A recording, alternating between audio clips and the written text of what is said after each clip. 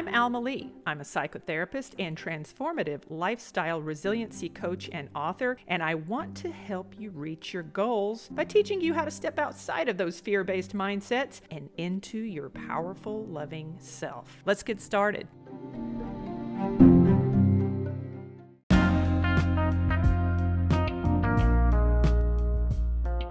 I want to propose a concept, and this ties into my Power Shop, the original Power Shop.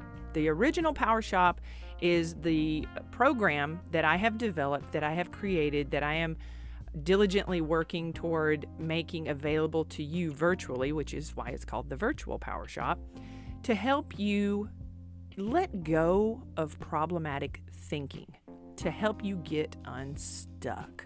See, there is a difference between people who have actual clinical depression, people who, man, that's a whole different animal.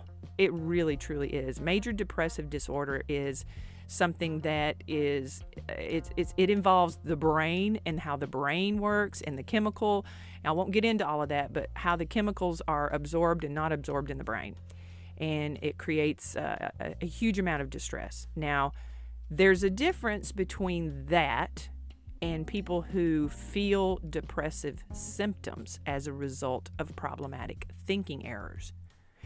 My Power Shop is created not as psychotherapy, but as it's a training module. It is a transformative resiliency platform. It's to help you stop what you're doing, to give you your power back. What I want to interject with you today in this recording is to have you gently do a little bit of some investigation. You have to do your own due diligence. You have to do your own inspection of self to see where you're at and where the problem lies. Now, I never ever want people to feel judged. I don't. That's not, to me, judgmental stance or a judgmental, perspective is not helpful. It just further causes a person to want to shy away from change because it's uncomfortable. It's uncomfortable to feel that somebody sees your flaws or your failures or your shame or anything negative about you because you already see enough of that as your, from your own perspective. You don't need anyone else mirroring it back to you. Just hang in there give me 20 minutes today, okay? If you're one of my clients, shout out to my clients. I love my clients. I want you to consider this. Now, do you have major depression? Or maybe are you existing in a space of questionable insecurity and confidence built upon being stuck because you are an unwitting participant in some type of cultural, maybe patriarchal, societal, maybe religion program that you have grown accustomed to adhering to. You don't know how to get out of it. You don't know how to stop thinking about yourself the way you do. So if you have these problematic thought patterns, hear me out. This is just, I just want you to do a little bit of digging today to sort of investigate what's going on with you. Now, I'm not saying that if you have major depressive disorder that this is going to help you. I mean, it might, but this is my Power Shop platform is not psychotherapy. I say that a lot. I don't want it to get twisted because psychotherapy it's an individualized, personalized intervention process, whereas this is more or less a training module, for lack of a better term. The better term is a transformative resiliency experience, but we can get into that later. So let me ask you the question.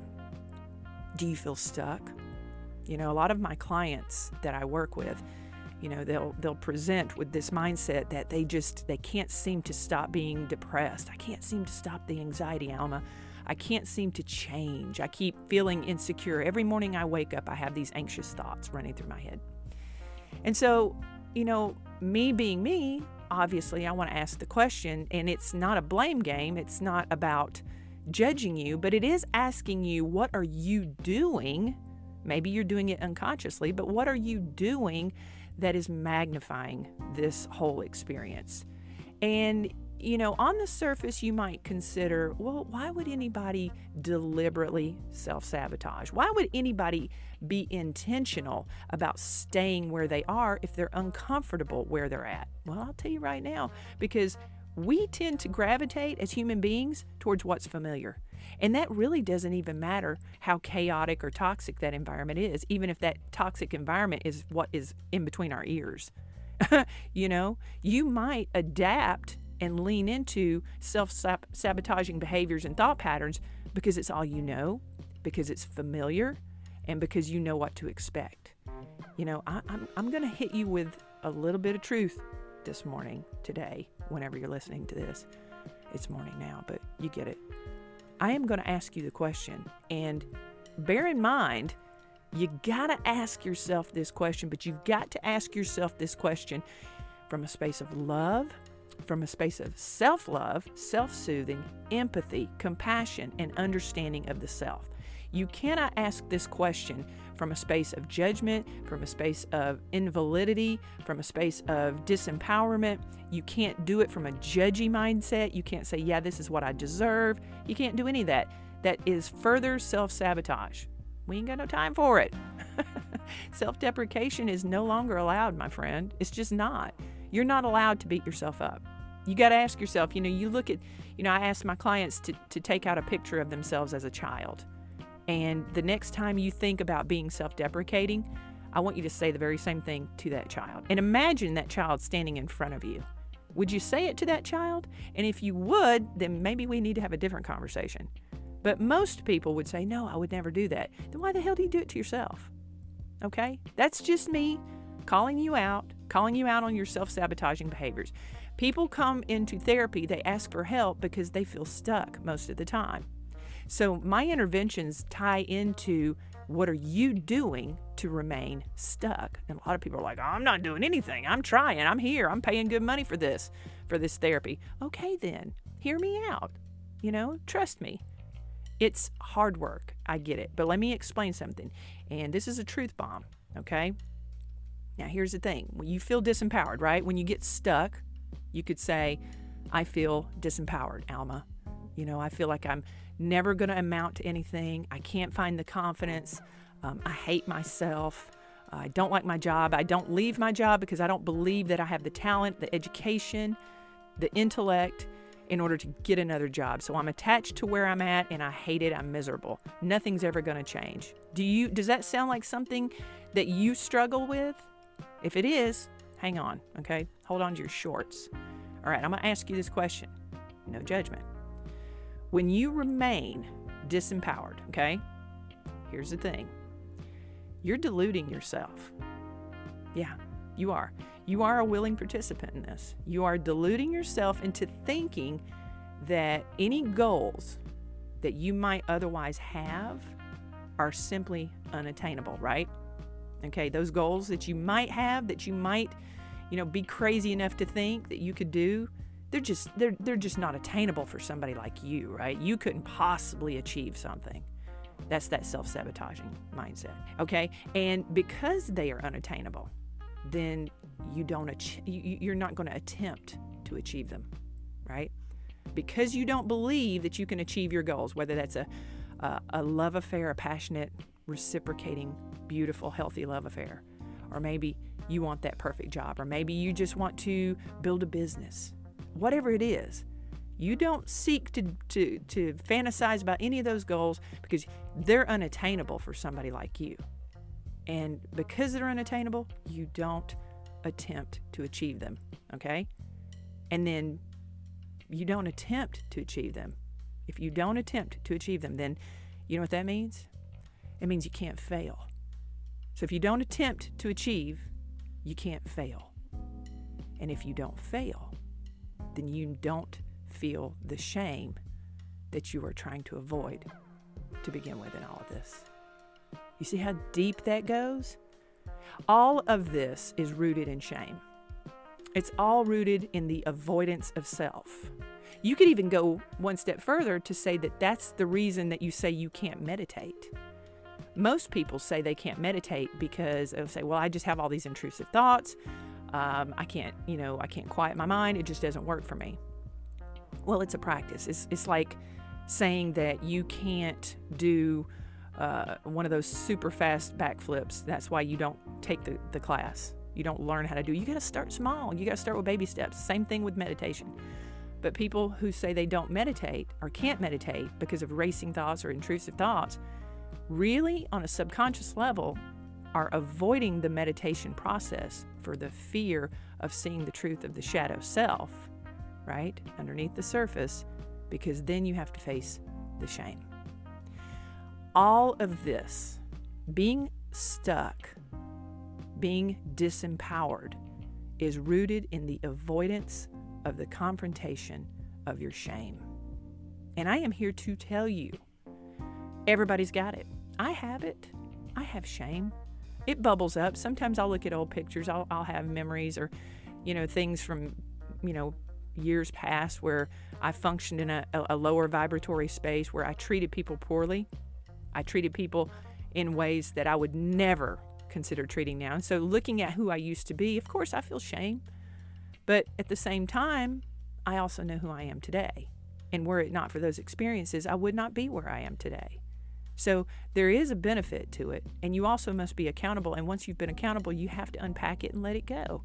And then you look at it from a clear mindset and realize that's not who I am anymore. If it ever was. Some people carry around shame because of things that have been done to them, things that they've experienced, and things that they find fault in themselves because of what someone else did to them. You were a child, maybe you, and I'm trigger warning here, man, I'm gonna get into it. I work with a lot of people who are survivors of childhood sexual trauma. A lot. The predation on children is, I can't even get into it. Children are just vulnerable, and if they're left around the wrong energies and the wrong people and advantageous people, children get hurt. You know what I'm talking about. And when we are young, when we're little, when we're small, when we're impressionable, then our personalities develop based upon what we think of ourselves given that circumstance. So if I'm being abused, then I might think, I'm 5 years old and I'm being, horribly abused, then I might think that that's what I deserve and that's all I'm worth. And so my personality develops from that space of shame as an adult. And so I end up being stuck in my mindset. I end up feeling inadequate. I end up feeling like, maybe it wasn't a sexual thing. Maybe it was just, a parent or both parents that were dealing with substance abuse or mental illness. And as a child, you grew up being terrified. I grew up being terrified of my father. But you grow up being terrified, but maybe as an adult, you've, reconciled and those relationships are repaired, in the present tense. So maybe you feel like you can't go back in time because then you would, sort of tip the boat over, as it were. Like, I can't hold my parents accountable because they got clean and they apologized and they were accountable for all of the things that they did when we were kids. See, the thing is that the shame is still there because the experiences just happened. It doesn't mean that you have to disengage from relationships that have been, rehabilitated, for lack of a better word. So when you think about your childhood and you think about the things that you experienced at the hands of, maybe your caregivers, you grew up and you got things right with them, you might feel like you can't go back in time and you can't look at that because, well, we fixed everything, so I need to just let it go. But the shame is the residue, and that's what you have to unpack. That's what gets people stuck. You follow? You see what I'm saying? It doesn't mean that you have to go and scream at the people that you've already, reconciled with. It just means that you have to stare the dragon before you slay it. You have to acknowledge that there is shame. And when you acknowledge the shame, then you gain your power back and you start thinking differently. You start having different beliefs about yourself, and therefore you start believing in yourself. And then you start holding yourself to a higher standard. If you're stuck, then maybe you're holding yourself to a very low vibratory pattern in life. Maybe you're stuck in low-level jobs where you don't take on any extra responsibility because you don't want to fail. You don't want to face any of that. You don't want to be in in the fire. You don't want people to hold you accountable. God forbid you screw up, because then all of that stuff that you have worked so hard to pack away your whole life will come raging. It'll be triggered. It'll come to the forefront, and then you'll be forced with it, and it'll be forced in your face in a very uncomfortable circumstance. Maybe you take a job as a manager and you feel horribly inadequate and incompetent in performing those duties. And maybe you have an angry customer, and that angry customer comes up and yells at you the same way that your father used to yell at you. And all of a sudden, all those feelings of fear and insecurity come raging back. And then you've got to metabolize that into something that's more socially acceptable, like rage. So maybe you scream back at a guest or a customer, and then guess what happens? Then you lose your job, and then you feel like a failure because you can't pay your bills. You see it cycles. So a lot of people remain stuck because they're fearful of the evolution. You're stuck because you never really learned how to build that confidence to begin with. You're stuck because where you're at is familiar. You know what to expect. There are no surprises, and when there aren't surprises, there's peace, or what you determine peace to be. You see, that's what I built the PowerShop platform on. And the PowerShop has right now roughly 25 different chapters in the course itself, which will be available on my website at the end of September, hopefully, possibly October. We're still kind of working out all of those pieces with my web developer, but it's almaleigh.com, and ALMALEIGH, one word, .com. And I will absolutely make an announcement when that is available. So the course itself will be available for purchase, and then there will also be the ability to subscribe. And with the subscription to my platform, you will have access to live Zoom trainings where I will essentially be live on a Zoom call that you will have access to, where I will go into detail about these different chapters or modules in the course. So there's a variety of different thought processes. So for example, in the PowerShop, there is a module called Choice. We'll use that as an example. Choice. For people who feel disempowered, most of the time you feel like you don't have a choice. You just gotta go with the flow. But in reality, you've been programmed to believe that you must adhere to some sort of paradigm, patriarchal, cultural, societal, dogmatic thought patterns. So you feel disempowered because of the program. You don't realize you actually do have a choice. You can actually choose to not care about what people think about you. You can actually choose to decide that you want to live a better life. You can choose to not lean into the mindset that you leaned into all of your life that has not served you well. You can choose, you see? And so we talk about the aspects of that. And it's a gentle, I think it's a gentle program because it is cut up in 25 different chapters, give or take. I may add some more later on.